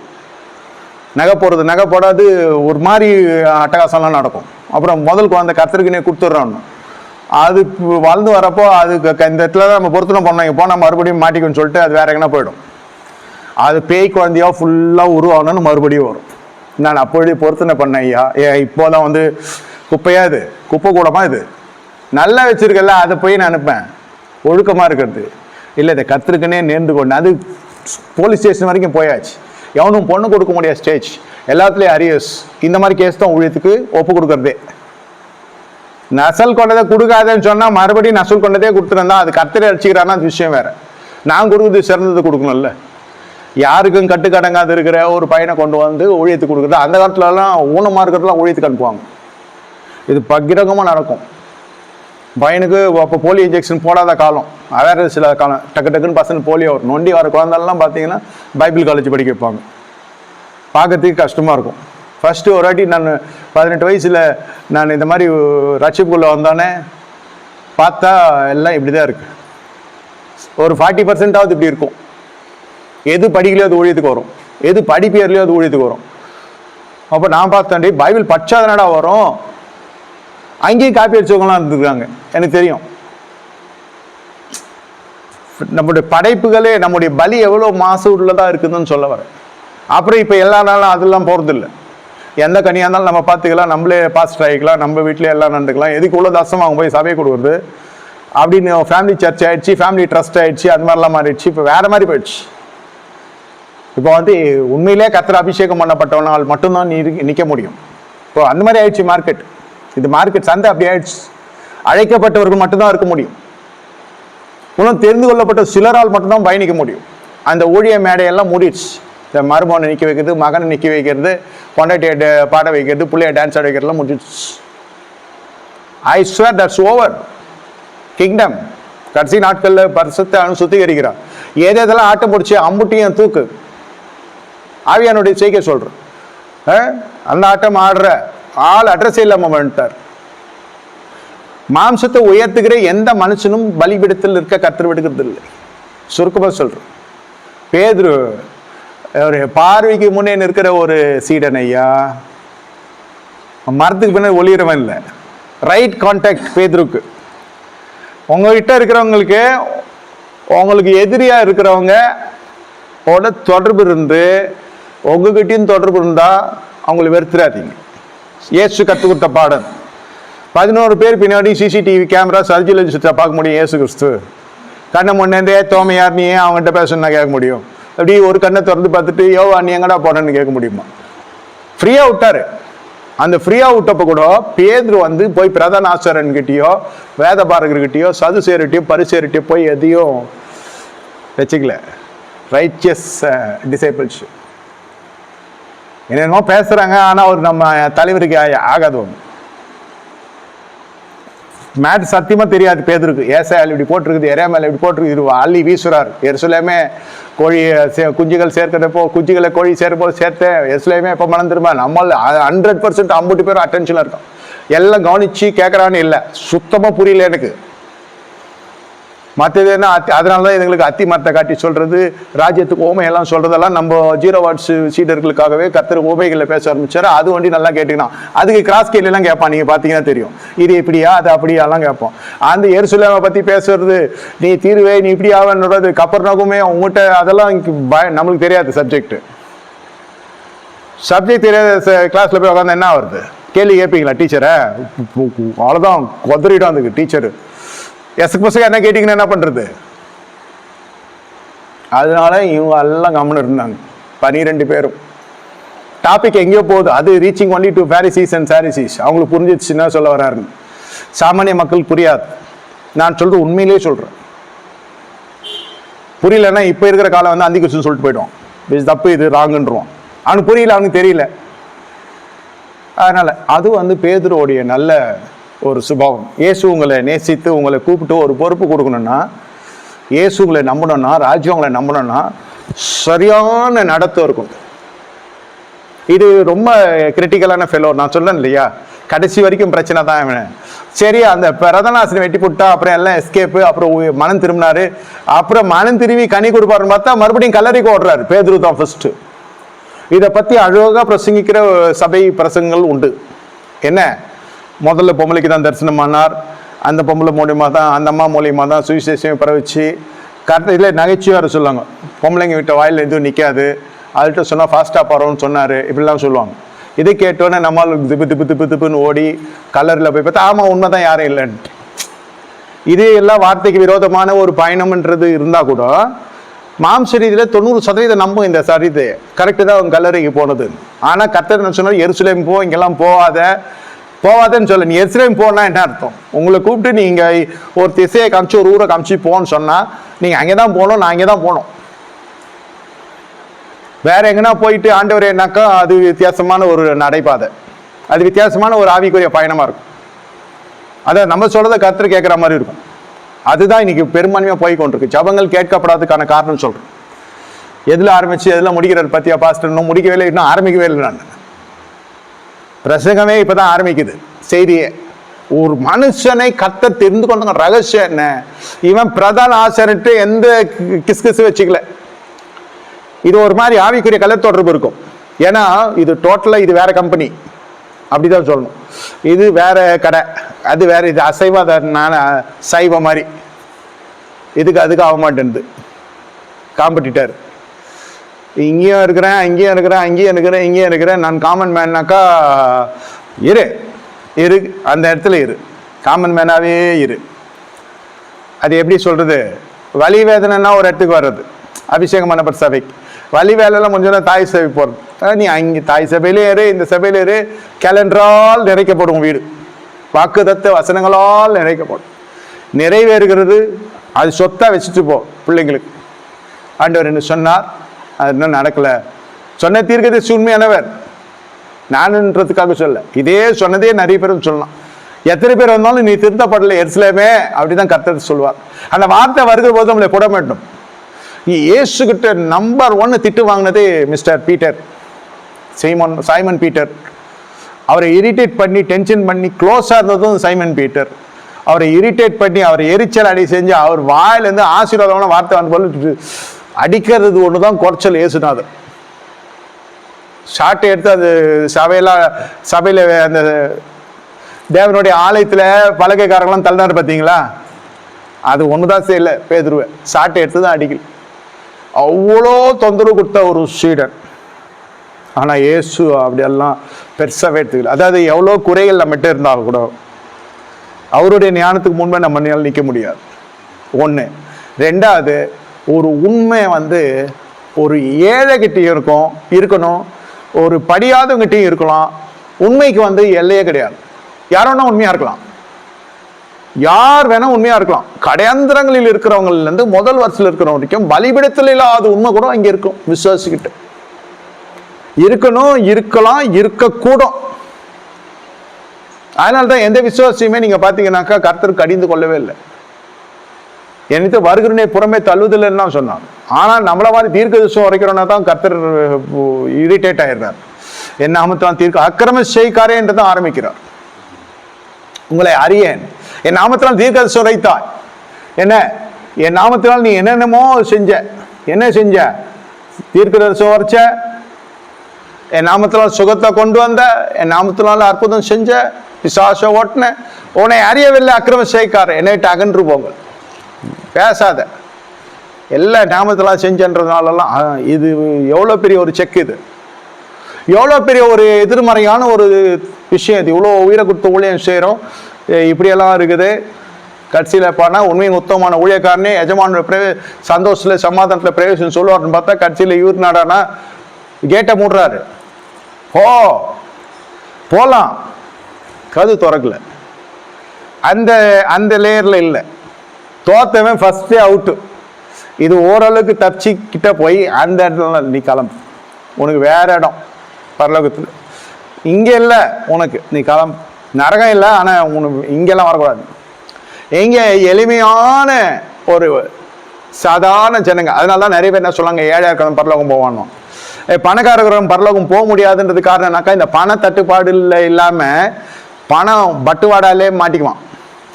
அந்த பணம்னு வருகிற பொழுது அது அந்த ஒரு ட்ரிக் என்ன ஆகுனாக்கா உங்களை ராஜ்யத்துக்குள்ளே பிரவேசம் செய்யாது. ஏசுவோ பணமானு வரப்போ பணம் தான் முக்கியன்றோம். இந்த பாஸ்டரில் வேறு பாஸ்டர் வாங்கிக்கலான்னுவான், பாஸ்டருக்கு சர்ச்சை கட்டி கொடுத்து பாஸ்டரை கூட வச்சுக்கலான்னுவான், பாஸ்டருக்கு நம்ம வீட்டு மேலே ஒரு இடத்த கொடுத்து பாஸ்டர் கூட்டு வரலான்னுவான், பாஸ்டரை பராமரிக்கிறதுக்கே நிறைய பணக்காரர் இருப்பான். ஏசு வரமாட்டார். அங்கே பாஸ்டரும் கொஞ்ச நாள் அவன் வீட்டு வேலையில் ஒரு வேலையில் கொடுத்து வச்சுக்குவான். சண்டே தானே சர்ச்சை நடத்துனா மற்ற நாள் சும்மா தான் உட்காந்துக்கிறேன், என் கூட வந்து வேலை செய்யிட்டுருவான். ஊழியமே அட்டுழியமே மாறிடும். ஒரு செல்வந்தன் இதனால்தான் தேவனுடைய ராஜ்யத்தில் பிரவேசிப்பது ஒட்டகமானது ஊசியின் காதில் போகிறதுக்கு சமமாக இருக்கும்னு ஆண்டவர் சொன்னதுக்கான காரணம் தான். பணத்திலே எல்லாம் பார்க்கும். இது அப்படி கிடையாது. அதனால பேதுரு 7 நாளும் சொல்ல முடியும். பேதுரு செம்ம உழைப்பாளி.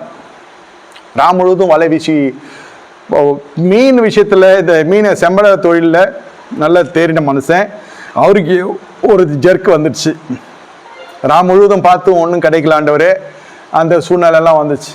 அதையும் வார்த்தையை கேட்டு போட்டேன்னு சொல்லி அப்பவும் உணர்ச்சி சுப்பிட்டு சொல்ற, ஆண்டவரே நான் பாவியாக்க மனுஷன் எல்லாம் வந்தோன்னே சாதாரணமாக ரொம்ப கஷ்டப்படுறோம். கோடிக்கணக்கில் பணம் வந்துச்சு. இப்போ பாஸ்ட் நம்ம விசுவாசி வந்துட்டார், நல்லா வந்துட்டாருன்னு அவர் சந்தோஷப்படுறாரு வச்சுக்கோங்க. அந்நேரத்தில் வந்து காலில் விழுந்துட்டு நான் பாவியான மனுஷன் என்ன விட்டு போயிட்டேன், ஐயோ காணிக ஏடா படுவாய் எப்படி இருந்த நீ இப்போ இப்படி பேசுகிற, அவனை என்ன பாஸ்ட் நினச்சிக்குவாரா, என்ன உண்மை உத்தவனை ஊழியக்காரு, நீ எல்லாம் பாவியில இல்லை நம்மளாம் ரத்தத்தில் கழுவப்பட்டோம் சொல்லுவார். அட சண்டாலா கோடிக்கணக்கில் வந்திருக்குது. அது வேற சொன்னால் அது கட்சியில் பார்த்தா அவன் போறேன்றான். இப்படிதான் இருக்கும் இன்னைக்கு நல்லவன். அப்பவும் இப்படிதான் பேசுறாரு பேர். பாவிய மனுஷனை விட்டு போயிடும். ஏடா பணம் வந்தா போயிடுவே நீ, எப்படி இருக்கும் எது நினச்சிக்காதீங்க. இப்படிதான் இருக்கும். எது இருந்தாலும் தூக்கி அடிக்கிற மாதிரி இருக்கும் இந்த பேச்சு பேசுனா. தலைமை இல்லை, தலைமை கிட்ட இப்படிலாம் பேசக்கூடாது. ஐயா இவ்வளோ வந்துச்சு இவ்வளோ கொடுத்தனாலே பேரு சொல்றாரு, பேலன்ஸ் எங்கடா அப்படின்னு கேட்குறோம். சபையில் வாழ்றோம். இவ்வளோ தானடா கொடுத்த பேலன்ஸ் எங்கடான்னு கேட்குறவங்க பயப்படாதீங்க, அந்த மாதிரி நீங்கள் நடக்காது சொல்கிறேன். சபையினுடைய கோட்பாடு இதே பேதுரு தானே சொல்றாரு. அதை அப்போ மீனவ தொழில் செய்கிறப்போ இப்போ அபிஷேகம் வந்துச்சுன்னா உனக்கு இவ்வளோ தானா, அனனியா சப்பிரால நியாயம் தீர்த்தது யாரு? ஐயா தான். ஆனால் அவருக்கு மீன் திரளா வந்ததுக்கு அப்புறம் ஏசுட்டு சொன்னது என்ன, 2 மீன் எடுத்துன்னு போகிறேன், குழம்பு வைக்கிறதுக்கு ஒன்று வறுக்கிறதுக்கு ஒன்று, மீதியெல்லாம் நீ ஊழியத்துக்கு வச்சு நான் சொன்னார். திரளா வந்துச்சு, நான் உன்னை ஃபாலோ பண்ணுறதுக்கே தகுதி இல்லை. லாட்ரி அடிக்கிறப்போ அந்த மாதிரி பேதுரு நம்ம பேதுரு. சரி அதையும் பெருசாக எடுத்துக்கல இயேசு கிறிஸ்து. அவன் அப்படிதான்டா உள்ளாய் பூர்ந்து உள்ளார்ந்த இருதயத்தை பார்க்கிற தேவன் ஒண்டி பார்த்தார். அவனுக்கு எந்த கான்டாக்டும் கிடையாது எதிர்காலத்துக்குன்னு. வர்ற மென்டல் ஃபெலோ மடித்தனமா எதனா ஒன்று பண்றான், மண்ணாங்கட்டி மாதிரி நடந்துக்கிறான், வந்து என்னை கோபப்படுத்துறான், என்னை இது எனக்கு துரோகம் பண்ணுகிறவன் இல்லையா பேதுரு. துரோகம் பண்ணுகிறது இல்லை, வேற கான்டாக்ட் கரெக்டா இருக்கு, கனெக்ஷன்ஸ் வேற எதுவுமே கிடையாது. இது பேதுருவை நேசித்ததுக்கான ரகசியம் சொல்லித்தரேன். சபையை கத்தப்படிதான் நேசிப்பார். எனக்கு இது வேணும், எனக்கு அது வேணும், எனக்கு இது வேணும், சொந்தம் வேணும், பந்தம் வேணும், மாம்சம் வேணும், ரத்தம் வேணும், எலும்பு வேணும், நகம் வேணும், தலை மயிர் வேணும்னா எல்லாரும் கூட நீருன்னு சொல்லிட்டு இயேசுன்னு வந்துருவார். ஆபிரகாமை நேசித்த காரணம் என்ன சொல்லுங்க, எல்லாரையும் விட்டு விலகிட்டார். மறுபடியும் கான்டாக்ட் இல்லை. அதுதான் இங்க இந்த கல்யாணத்துல போய் மிக்ஸ் பண்றது. பிள்ளை கல்யாணத்துக்கு போய் பொண்ணு பார்க்கறதுக்கு எளிய சுட்டு சத்தியம் வாங்கி அனுப்புறாருன்னா இந்த மனுஷனோட பிரதிஷ்டையை என்ன சொல்வது, ஜபத்துக்கு மேலே பயணப்படுகிற குடும்பம் இது.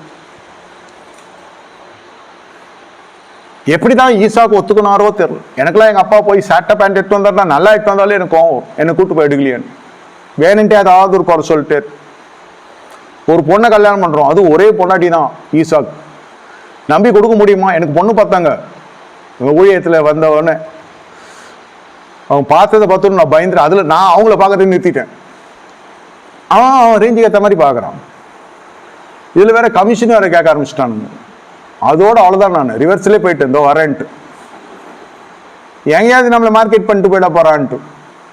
என்ன தெரியும், நீங்கள் தீர்க்க தெரிச்சு உங்களுக்கு தெரியாதான்னு நம்ம மேலே பிளேட்டை போட்டுருவாங்க, இப்படிதானே பேசுவான்.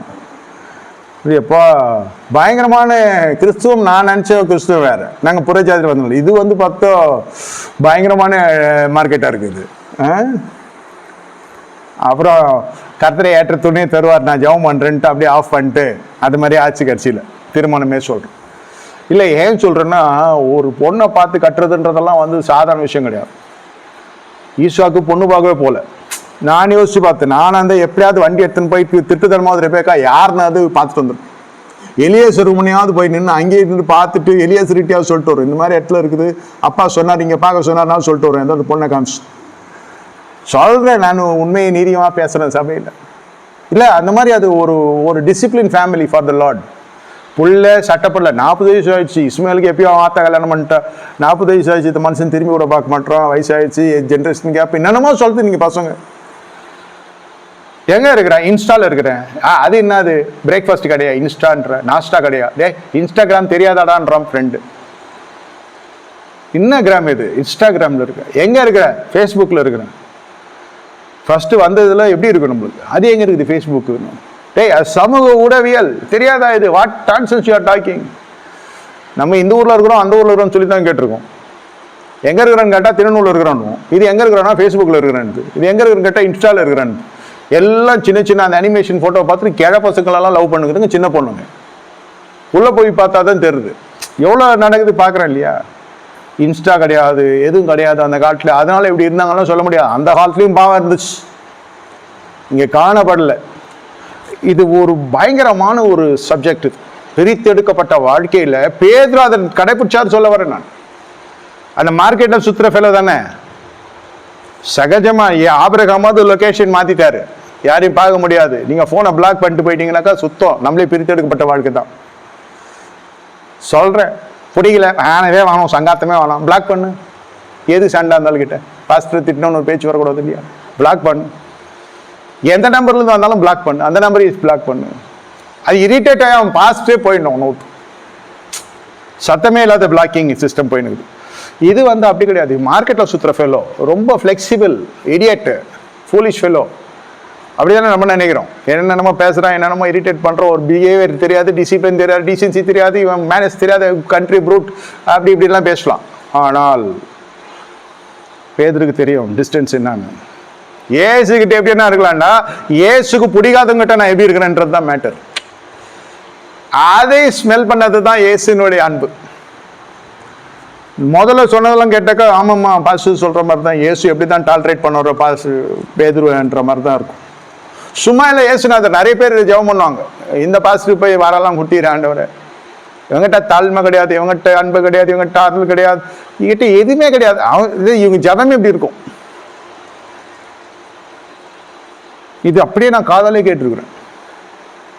இவனுக்கு போய் வரம் கொடுத்தீர, இவனுக்கு போய் வல்லமை கொடுத்தீரு, இவனுக்கு போய் எல்லாம் கொடுத்தீர, என்கிட்ட நான் என்ன போய் கொண்டு போய் நிற்க வேற வச்சிரு, கொஞ்சமா நான் பேச்சு பேசுகிறான், நம்மளை இப்படியெல்லாம் நம்மளை நடத்துகிறான், இப்படியெல்லாம் கேள்விப்பட்டோம். நான் சொல்கிறேன், ஏசுக்கு தெரியாமல் எதுவும் செய்ய மாட்டார். விசுவாசி ஞானத்தில் பேசுறது நினச்சின்னு அஞ்ஞானத்தில் இருக்காங்க நிறைய பேர், நான் கேள்விப்பட்டிருக்கேன். சில கசமுசாக்கள் விமர்சனங்கள்லாம் வர ஊழியக்கார பார்த்து, இவனெல்லாம் கர்த்தர் அபிஷேகிச்சாருன்னு. அவனுடைய நேசம் வேற. வரம் வாங்கினப்போ நல்லா இருந்தான், அப்புறம் கெட்டு போயிட்டான். இல்லடா, முதல்ல தெரியும் ஏசு, அவன் எங்க போவான், எவ்வளவு தூரம் போவான்லாம் தெரிஞ்சவர் தான் ஏசு. எல்லாம் பேசாத, அவன் உழுந்தான் நின்னான், மீடியாஸ்ல பார்த்துட்டுலாம் எதுவுமே no talking, no comments on the fallen stars. அதெல்லாம் பேசக்கூடாது. ஏசு அறிவார். ஏசு என்னமோ 10ஆம் கிளாஸ் படித்த மாதிரியும் நம்ம என்னமோ PhD படித்த மாதிரியும் பேசக்கூடாது. அவர் எல்லாத்தையும் உருவாக்கினா அவர் தெரியும் யாருக்கு என்ன கொடுக்கணும் என்னன்னு. ஆனால் பேதுருக்கு ஒன்று தெரிஞ்சிச்சு, டாக்டருக்கு தெரியாத ஒரு சத்தியம் தெரிஞ்சிச்சு, அக்கௌண்ட் CAக்கு தெரியாது, சார்ட் அக்கௌண்ட் தெரியாத ஒரு சத்தியம் தெரிஞ்சு, பிரபலங்களுக்கு தெரியாத ஒரு சத்தியம் தெரிஞ்சு. ஏசுக்கு பிடிக்காத ஒருத்தரோடு நான் பேச மாட்டேயா, அது ஏசுக்கு தெரிஞ்சிச்சு. எப்படி? தலைமை எதுவும் இந்த ஸ்பைஸ் எல்லாம் கிடையாது. நல்லா புரிஞ்சுக்கோங்க. ஏசு அபிஷேகத்தினால் நிறைக்கப்பட்டு பேதுரை கூப்பிட்டு ஒரு விஷயம் சொல்ல, செல்வந்தனை கூப்பிட்டு சொல்லாத விஷயம், உனக்குள் இருக்கிற செழிப்பு வேற. உத்தமம் என்பது உன்னோட செழிப்பு, உண்மை என்பது உன்னோட செழிப்பு. அது தேடுது ராஜ்யம், இன்னி வரைக்கும் தேடுது ஜனங்களை. ஓசனான்னு சொன்னவங்க திரளானவங்க, குறைகளுக்காக வந்து நின்னவங்க பெரியவங்க, அதாவது நிறைய பெரிய திரள் ஜனங்க வந்து நின்னாங்க குறைகளை நிறைவாக்கி கொள்ள.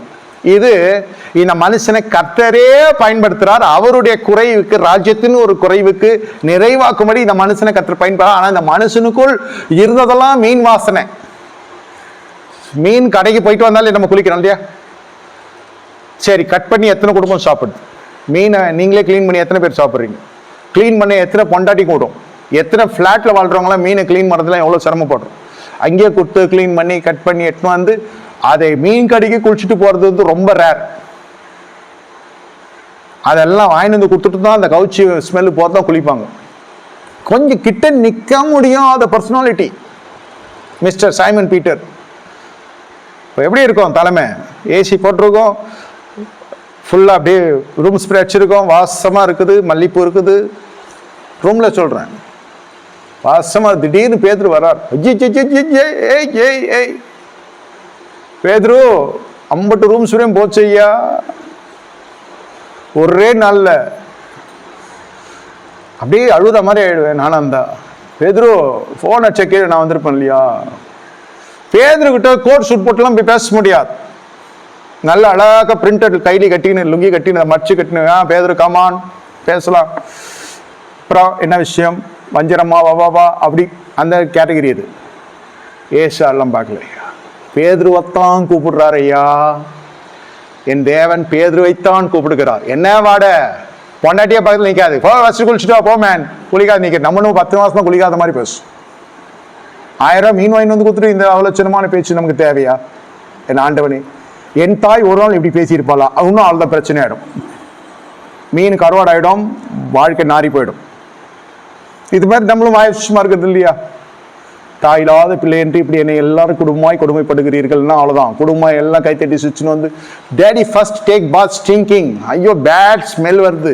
கருவாடு வாங்கிட்டீங்களா? இல்லை உங்கள் அப்பா மேலே வருது ஸ்மெல். இது மாதிரி தான் இருக்கும்.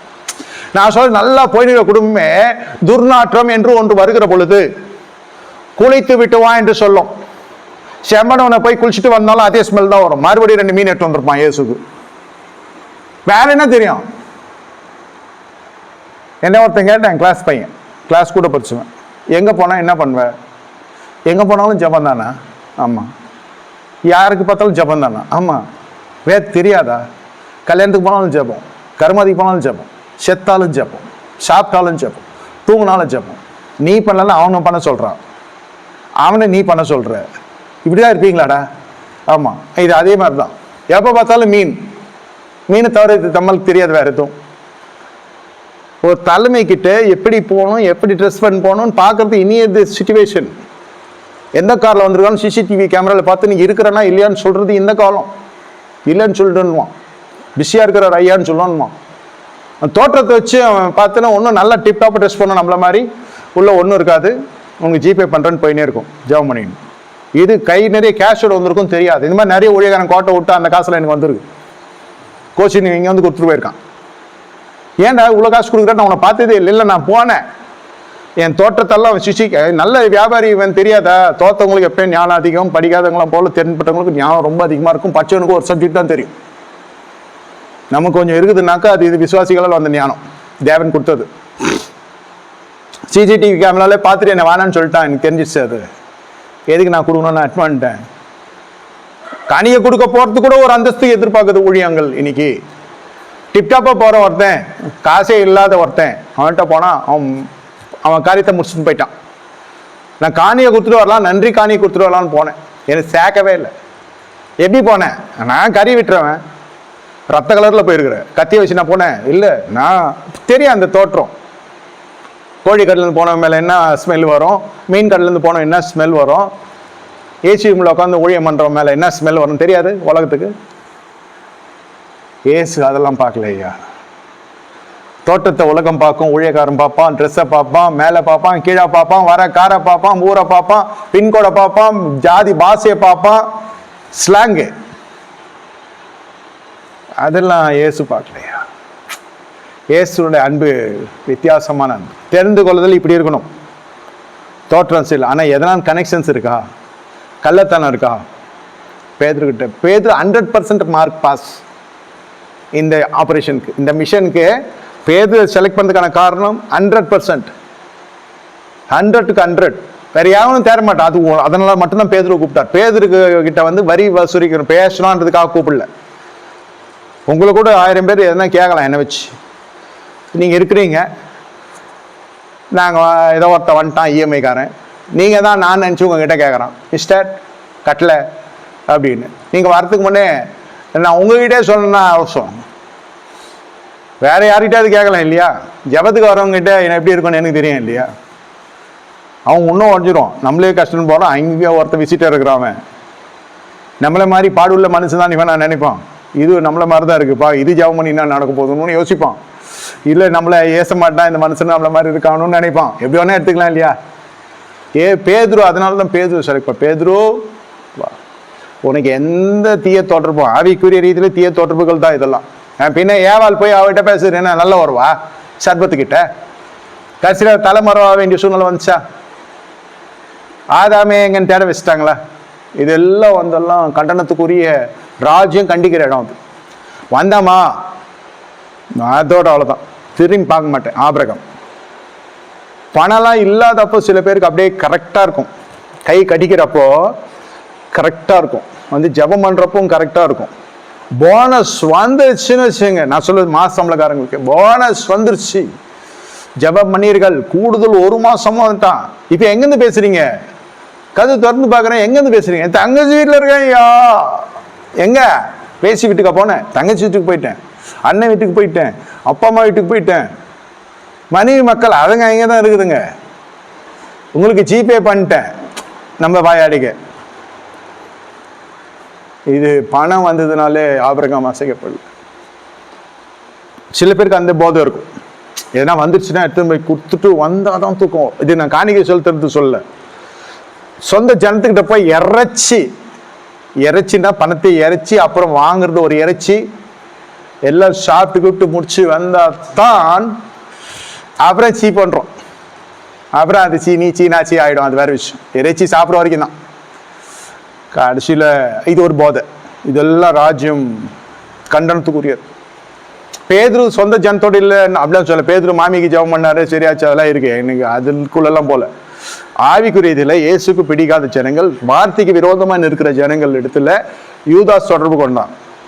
மற்றது எதனா இருந்தால் கூட அந்த படித்த இதுக்காக பாலிஸ்டாக போயிடுவாங்க, ஹலோ ஹாய்ன்னு.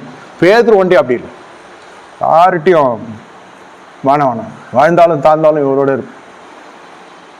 ஆனால் ஒரு நாள் கூட பேதுரு வருத்தப்பட்டதே கிடையாது. என்னடா நம்ம இப்படியெல்லாம் பண்ணுறோமே, இப்படியெல்லாம் நடந்துன்னு இருக்கோமே, நம்மளுக்கு நாலேஜை வளர்த்துக்கணும், டேலண்ட் வளர்த்துக்கணும், முன்னுக்கு வரணும், ஊழியத்தில் பிரகாசிக்கணும், இயேசு அப்போ தான் நம்மளை ஏற்றுவார் இறக்குவார், எதுவுமே நினச்சது இல்லை. இது another point. Very open art. என்னால் இதான் பண்ண மாட்டேன். செம்படவன் என்ற அந்த அடையாளத்தை மாற்றிக்க முடியாது ஐயா. என் மேலே மீன் வாசனை தான் வரும். I cannot become an American. Coat suit போட்டு அமெரிக்கன் ஆகிடும்னா கலர் காட்சி கொடுத்துறாது. இங்கிலீஷ்லாம் கூட மாறிடும். கலரு ரத்தம் சொல்கிறேன், மூளைய ரத்தம், சாரி நம்ம தமிழ் ரத்தம் தெரியாதா? மோரக்கட்ட மாறுமா? ஆந்த்ரோபாலஜி அதே மூக்கு அதே கண்ணு அதுதான் இருக்கும். தோலெல்லாம் கொஞ்சம் அந்த குளிரில் கலர் கொஞ்சம் டிம்மாகும், கொஞ்சம் கலர் மாறும். அது இங்கே வந்து குளிச்சா பழைய கலர் வந்துடும். பேதுரு அப்படிதான் இருக்கிற வண்ணமாக காமிச்சார். மடத்தனத்தையும் ஞானமாக காட்டுறவன்லாம் மறைச்செல்லாம் பாவலா பண்ணுறதெல்லாம் நிறைய இருக்கு. மாய்மாலமா இல்லாத இருக்கிறது போல. இந்த செம்மடவன் இயேசுவை பார்க்க போக வேற காஸ்டியூம் போவோம். இப்போ எந்த நம்ம ஒரு மஃப்டி பாஸ்டர் வச்சுக்கோங்க, இப்போ நானே ஒரு யூனிஃபார்ம் பாஸ்டர் தான் வச்சுக்கோங்க. ஏன்னா பார்க்க வரதுனா வெள்ளையும் சொல்லியும் வந்துச்சுனாக்கா அது வரவேற்பே இந்த பலிபீடத்தில் வித்தியாசமாக இருக்கும். கலராக வந்துச்சுன்னா என் பார்வை அதை பாவஸ்திரி மாதிரி பார்க்கும். கூட இருக்கிறது யூனிஃபார்ம் மைண்ட் செட்டாலும் அதை கல்லடிக்கிற அளவுக்கு பார்க்கும். அப்போ அது force to wear that uniform dress. இதெல்லாம் இயேசும் கடைப்பிடிக்கல, பேதுருவும் அதுக்குள்ள நடத்தப்படல. அப்படியே ஒரு ரொம்ப கிளியரா இருந்துச்சு. ஏன் பேதுருவை கூப்பிட்டாரு இருந்துச்சு. இன்னும் பேதுரு விஷயம்லாம் நம்ம சாயங்காலம் பேசுவோம். இப்போ திருவிருந்திருக்கு, கண்ணில் மூடி கர்த்தரை நோக்கி பார்ப்போம். ஆண்டவரே ஸ்துதிக்கிறோம். இந்த நாளிலே எங்கள் மத்தியிலே அசைவாடின கிருபைக்காக ஸ்தோத்திரம். கர்த்தாவே நினைத்தரல கிருபைக்காக ஸ்தோத்திரம். திருவிருந்தை ஆசீர்வதி, தடைகளை நீக்கி போடும், கோண வழி செவ்வாய்ப்போம். ஏசு தெளிக்கிறோம், ஏசு நாமத்தில் பிதாவே. ஆத்துமாவே கர்த்தரை ஸ்தோத்திரம், முள்ளை பரிசுத்தத்தை ஸ்தோத்திரம். ஆத்துமாவே கர்த்தரை ஸ்தோத்திரம், கர்த்தரை சகல உபகாரங்களையும் மறவாதே. ஆமென். கர்த்தராகிய இயேசு கிறிஸ்துவின் கிருபையும் பிதாவாகிய தேவனுடைய அன்பு பரிசுத்தம் ஐக்கியம் நம்ம நேரிட்டு கொடுத்து சதாகாலம் சில பரிசுத்தம் கூட இருப்பதாக. நன்றி, வணக்கம். உங்களுக்கு சிற்றுண்டி ஆயத்தமாக இருக்கிறது. தீர்வது மற்றும் சாப்பிட்டு கடந்து செல்லுங்கள். கர்த்தர் உங்களை ஆசீர்வதிப்பார்.